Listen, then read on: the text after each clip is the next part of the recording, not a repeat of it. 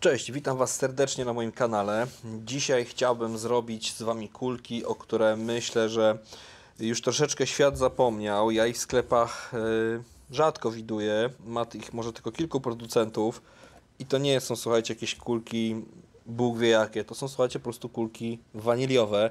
Ja dzisiaj zrobię sobie takie kuleczki waniliowo-karmelowe, ponieważ mam jeszcze trochę biszkoptu karmelowego i dodatku karmelowego. I chciałbym takie kulki właśnie zrobić. Uważam, że te kulki waniliowe są mocno niedoceniane, zapomniane, przez co ryba być może, a mi się to sprawdza akurat, lepiej na nie bierze, bo ich po prostu nie zna. Zrobię sobie ich dzisiaj z miksu bazowego kilogramowego, więc dodatki, tak jak w przypadku innych kulek, będą tutaj, a miks bazowy będziemy sobie mieszać już w wiaderku. Od czego zaczynamy? Ja oczywiście sobie zacznę od wsypania mleka w proszku i jego dam około 125 gram. Albo jeśli byśmy chcieli zrobić sobie kulki takie bardziej mleczne, z większą ilością tego mleka, możemy dać więcej. Ja powiedziałem, że dam 125 gram, ale zobaczymy, ile się wsypie, bo tego mleka w proszku mogę, słuchajcie, tutaj dać nawet do 250. Z racji, że jeszcze będę dodawał serwatkę, to dam około 180 gram mleka w proszku. No to dałem 180 gram. Nie, to będzie za dużo. Muszę troszeczkę odsypać. O, teraz jest odpowiednia ilość. Następnie serwatka i serwatki dam do 200, około 30. Zobaczymy, jak się też uda to nasypać tej naszej serwatki. Ok, serwatka dodana. Damy sobie troszeczkę teraz, bo mam pod ręką betainę i to będzie łyżeczka betainy. O, nawet tyle. Łyżka soli.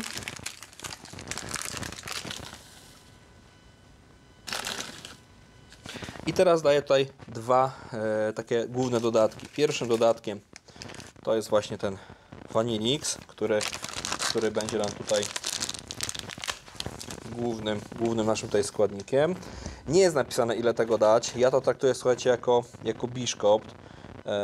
Tak naprawdę, więc za dużo aż tyle tego dać no nie możemy. Dam sobie tego tutaj z 60 gram, czyli do 290. To jest bardzo intensywne. Albo można w sumie i więcej. Tam do 300. Ok.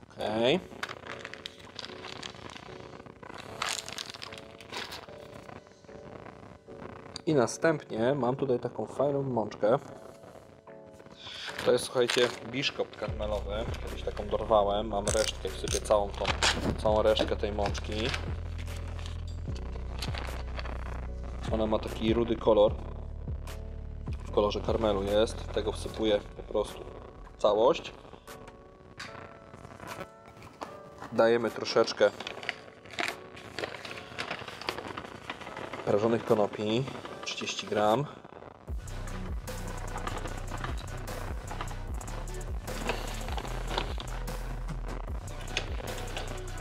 I 30 gram Spirit Foodu.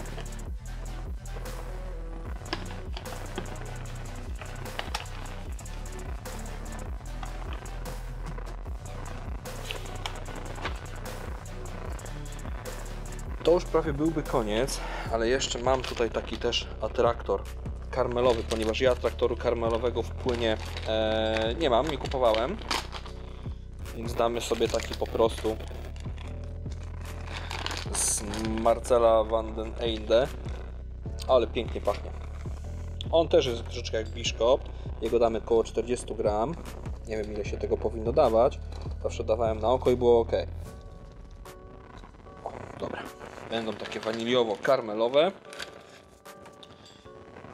I to tak naprawdę, słuchajcie, jest wszystko. Teraz należy dodać do tego miks bazowy i to wszystko fajnie pomieszać.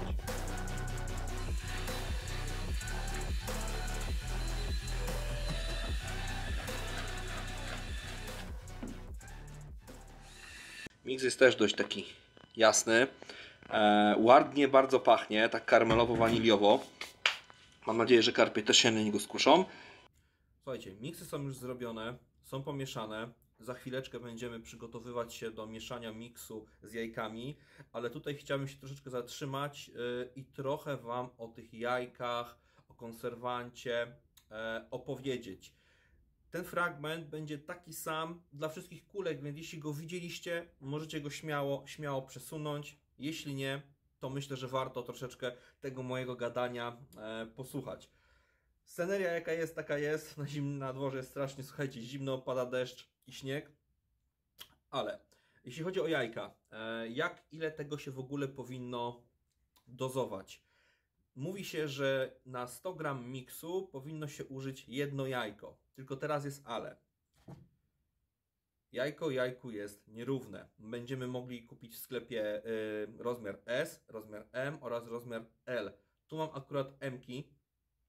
Te jajka nawet między sobą troszeczkę się różnią. Chociaż nie, nawet są takie słuchajcie, same. I teraz, czy ta jedno jajko na te 100 gramów to jest mowa o LC, MC czy o SC? Po prostu jedno jajko, tak?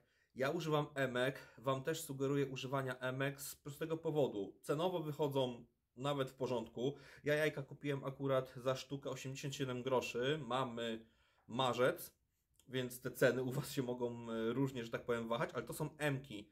I tego tak naprawdę ja daję jedno jajko na 100 gram. To jest moje jakby takie wyjście bazowe. Dlaczego? Jeden miks, ponieważ jeden miks przyjmie bez problemu 10 jajek na kilogram, tak? I te ciasto będzie się nie kleić, będzie naprawdę fajne. Drugi miks będzie potrzebował dosypania mąki, więc warto zawsze ze sobą mieć mąkę, bądź też miks. Ja używam mąki, ponieważ miksu mi trochę szkoda, a mąka świetnie tak samo sprawdza się, żeby trochę dosypać, żeby te ciasto nie było takie klejące, ma właściwości wiążące. Jak się robi własne miksy, może kiedyś nagram taki film, jak zrobić własny miks, to mąka, zwykła pszenna mąka jest jak najbardziej ok. I wtedy taką mąkę sobie dosypujemy, kiedy miks jest za rzadki. Kiedy miks jest za suchy, dobijamy po prostu jedno jajko i patrzymy, co się dzieje, tak? Ja po prostu zaczynam od 1 do 1, czyli jedno jajko na 100 gram i później po prostu dosypuję albo mąki, lub też miksu, jak wolicie, albo dobijam jajko. Kolejny ważny aspekt przy robieniu naszych kuleczek to jest konserwant. Można robić kulki bez konserwantu. Ja konserwantu używam. Nie jest to jakaś, że tak powiem, straszna chemia. To jest po prostu glikol propylenowy, który pewnie już widzieliście na moim odcinku, jak robiłem dipy. Jeśli nie, to Was serdecznie zapraszam. On tam właśnie występuje w formie konserwantu. I teraz ile go dać? Ja używam na jedno jajko, bo to liczymy na jajko, 7 ml, 5-7 ml, ale na miks słodki, tak? Do miks słodki możemy naprawdę dać 5 ml na jajko, nic nam się nie powinno z tym stać, tym bardziej, że w moim miksie jest po prostu sól, która też dodatkowo będzie nam to konserwować. Co jeśli mamy miks śmierdzący na bazie mączek rybnych? Wtedy sugeruję naprawdę użyć 10 ml na jajko, ponieważ zrobicie 2, 3, 4 kilo, dacie za mało tego konserwantu. Naprawdę nie oszczędzać na tym, bo to nie jest jakoś horrendalnie drogie, a nie chcecie później naprawdę, słuchajcie, przyjść do Waszych kulek, jak sobie je zapakujecie i że są spleśniałe, tak? Można się przed tym uchronić, typu, nie wiem, dajemy mniej tego konserwantu, jak ktoś bardzo chce zaoszczędzić i suszymy kulki na kamień. Ale powiem Wam szczerze, czy one Wam wytrzymają rok, dwa, niektóre? Nie wiem. Ja używam 10 ml na jajko do śmierdzących, połowę mniej, czyli 5 ml do miksu słodkiego. I naprawdę kulki mam już niektóre rok, śmierdzące, nic im nie jest, ładnie pachną, tak samo wyglądają, nie schną. Ze słodkimi ta sama sytuacja. Naprawdę wyglądają świetnie. Ok, teraz chciałbym Wam opowiedzieć o kilku innych ważnych aspektach, zanim już przejdziemy do robienia kulek. Pokażę Wam, co potrzebujecie, co warto sobie przygotować. Zanim zaczniemy w ogóle robić, słuchajcie, kulki, to warto już troszeczkę sobie tutaj wszystko przygotować, tak? Typu roller, wyciskacz, flawory, jakiś ręcznik papierowy, naprawdę, bo to się człowiek brudzi. Ja jeszcze dodatkowo lubię użyć sobie, po prostu założyć na ręce takie rękawiczki, gumowe, jakie macie, takie będą dobre. Po prostu nie lubię w tym wszystkim mieć tych dłoni, one są tam kolorowe, miks ugniatany, on jest kolorowy. No może być naprawdę ciekawie. Warto się zaopatrzyć w dwie rzeczy. Po pierwsze, strzykawka. Tu mam taką 60, dość dużą. Ona mi służy do dozowania konserwantu. Bardzo fajna rzecz. I druga strzykawka, która gdzieś mi się tutaj zapomniała. Malutka strzykawka z igłą. Ona jest chyba do 10 ml, aby dozować nasze flawory. Czy też na przykład jak macie barwnik w płynie, to też można. Ponieważ te flawory są takie lekko oleiste, to one są teraz zimne, więc będą troszeczkę gęstsze niż na przykład byśmy to robili latem, więc warto się właśnie w taką strzykawkę z igłą zaopatrzyć, żeby łatwiej nam było to wszystko tutaj po prostu nabierać. Chyba omówiłem takie podstawowe rzeczy, jeśli chodzi o jajka, konserwant i takie drobniejsze rzeczy, które trzeba mieć, aby te kulki zrobić. Zabieramy się, słuchajcie, już za mieszanie naszego miksu. Teraz wjedzie coś na słodko. Tutaj mamy karmel wanilię i tutaj musimy dodać do tego miksu troszeczkę jeszcze coś innego. Czyli po pierwsze będziemy dawać barwnik. Ja bym chciał, żeby ta kulka była troszeczkę żółta, więc dodam tutaj żółtego barwnika. Oczywiście będę również dodawał atraktor waniliowy. Może być karmelowy jak macie, może być jakiś inny, pełna dowolność. Można też nie dawać w ogóle, jeśli te mączki, które daliście, są mocno waniliowe. Do tego bardzo nam się przyda ta strzykawka, o której Wam mówiłem na samym początku, która mi zaginęła, ale została odnaleziona. Taka strzykawka to jest 10 ml. Igła, nie wiem jaka gruba, no taka grubsza. Jeśli będziecie kupować sobie igłę, to grubszą, ponieważ te olejki są takie no dość gęstsze, żeby Wam to fajnie przechodziło, to jest takie oleiste. Zaczynamy sobie oczywiście od wbicia jajek. Tutaj mam 1,5 kg miksu, więc wbijam tutaj 15 jajek, ale już na innych miksach się spostrzegłem, to jest to, co właśnie Wam mówiłem, żeby uważać, ile tych jajek dajemy, żeby nie było za mało, nie za dużo. Ja sobie wrzucę tutaj 13 jajek i myślę, że powinno być ok. Zaczynamy od wbijania.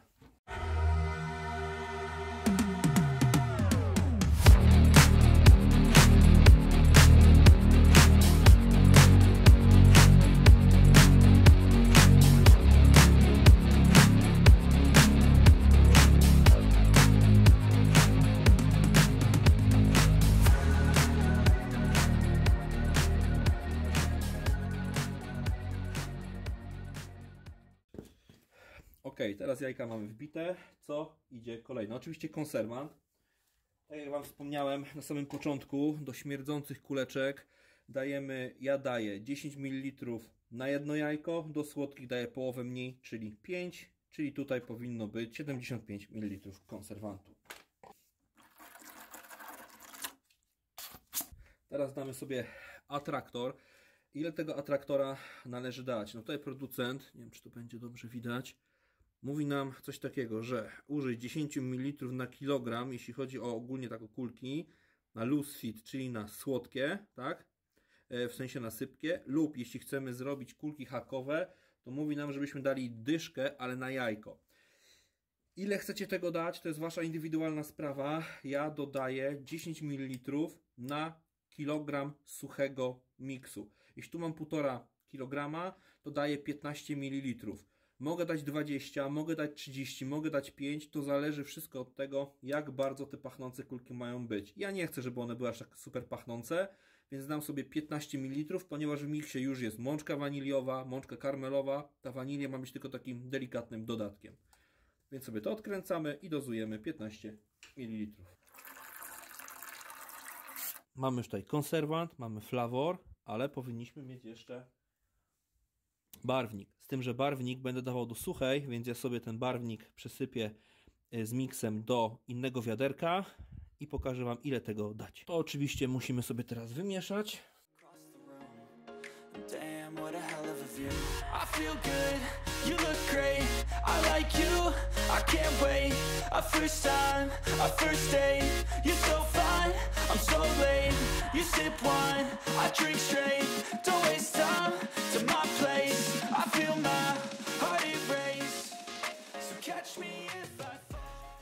Teraz będziemy sobie dawać barwnik. Tutaj producent zaleca nam danie 2 gram na kilogram. Nie będę tego ważył, nie mam tak dokładnej wagi.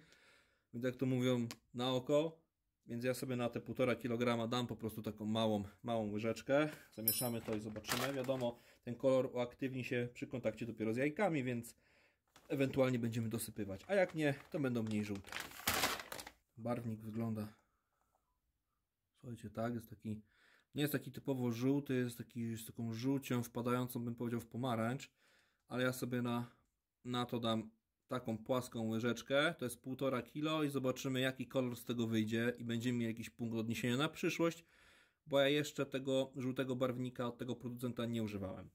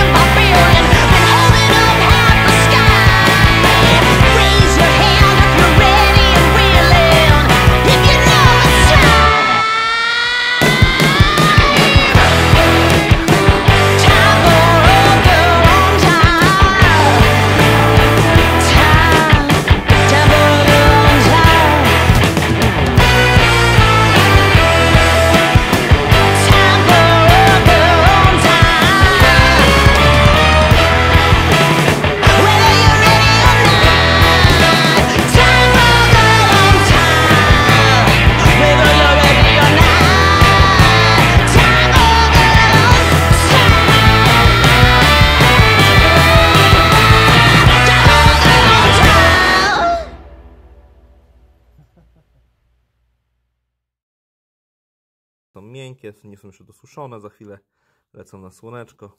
Tak wygląda kulka waniliowo-karmelowa. Jest taka troszkę żółta. Tak ten kolor wyszedł nam z tego miksu i taki chciałem uzyskać. A kuleczka prezentuje się tak o, w środku. O, tu jest nawet, widzicie, kawałek konopi. Kuleczki wyglądają tak. Mówię, one jeszcze muszą iść do suszenia, więc będą całkowicie jeszcze po tygodniu, dwóch suszenia inaczej. Jak widać, słuchajcie, kulki są już gotowe. Troszeczkę to wczoraj czasu mi zajęło. Co robiłem z kulkami później, nie na każdym filmie to będzie widać, ponieważ z problemów po prostu technicznych nie udało mi się dla Was wszystkiego niestety nagrać. Kulki parowałem, a nie gotowałem. I dlaczego wolę parowanie niż gotowanie i Wam też, jeśli macie możliwości, polecam parowanie. Po pierwsze, wszystko co daliście do kulki, atraktor, kolor, flawor i takie inne rzeczy, to wszystko zostaje w kulce. Nawet kolor, słuchajcie, zobaczcie jak taka kuleczka truskawkowa, ona pięknie wygląda. Nic z niej tak naprawdę się nie wypłukało. Wszystko to co było w cieście zostało w cieście, tak jakbyśmy gotowali warzywa na parze. Jeśli byśmy kulkę gotowali, no to niestety jest to jakby proces szybszy, może dla kogoś bardziej wygodniejszy, ale wszystko z tych kulek idzie do wody. I teraz co będziemy robić w dalszym etapie? Trzeba te kulki oczywiście wysuszyć. I tu mamy dwie opcje. Możemy suszyć w takich koszach jak ja mam, możemy użyć do tego worku takiego jakby po ziemniakach, jakieś firanki, co kto ma, to będzie ok, byle byłoby to przewiewne i, że tak powiem, w formie siatki, ale nie takiego worka plastikowego oczywiście. I albo dajemy sobie to koło kaloryfera i na przykład raz dziennie, czy tam no raz dziennie wystarczy, troszeczkę te kulki trzeba przemieszać. Albo dajemy to, jeśli kręcimy kulki latem, tak, późno wiosną, gdzie to słońce już jest takie mocne, fajne, czy po prostu jest cieplej na dworze trochę, jest przewiewnie, to suszymy je na dworze. Ile suszyć kulkę? I to jest, słuchajcie, pytanie. Ja suszę kulki, jeśli chodzi o takie suszenie naturalne, bym tak powiedział, czyli na dworze, jak jest wiatr, jest słońce, to ja kulki suszę około 3-4 dni. I to w zupełności wystarcza, ale mówię tutaj o suszeniu na słońcu, tak? Gdzie jest przewiew i tak dalej, i tak dalej. I wtedy naprawdę z tymi kulkami się nic nie dzieje. Co jeśli będziemy te kulki suszyć przy kaloryferze, w jakimś zamkniętym bardziej pomieszczeniu, to tutaj sugerowałbym nawet troszeczkę ponad tydzień. No musimy oczywiście kontrolować tą kulkę, tak? Będziemy czuć organoleptycznie, czy ona jest jeszcze mokra, czy ona jest taka miękka, ona się powinna tak stwardnieć. I wtedy będziemy mieli pewność, że wszystko jest ok. Ja Wam pokażę, jak to może wyglądać na dworze. Mamy dzisiaj akurat piękną pogodę, bo wczoraj była po prostu masakra na dworze. I Wam pokażę, jak ja sobie to rozkładam. Damy na chwileczkę na dwór, mimo że dzisiaj nie jest może zbyt ciepło. Ale chciałbym, żeby te kulki po prostu z tej wilgoci zostały tak troszeczkę, że tak powiem, przewiane, ponieważ dam je pod mur, tam jest o wiele cieplej, słońce się tam opiera. Więc tak to ja przez chwilę będę robił, później po prostu zawędruję pod kaloryfer. Połowy marzec, jak to nagrywam, ponieważ chciałem dla Was te filmy nagrać wcześniej, aniżeli później, no i też już mieć zapas. Mam nadzieję, że to co tutaj mam starczy mi na cały sezon. Jeśli film Wam się podobał, zostawcie suba, dajcie łapkę w górę i do zobaczenia nad wodą.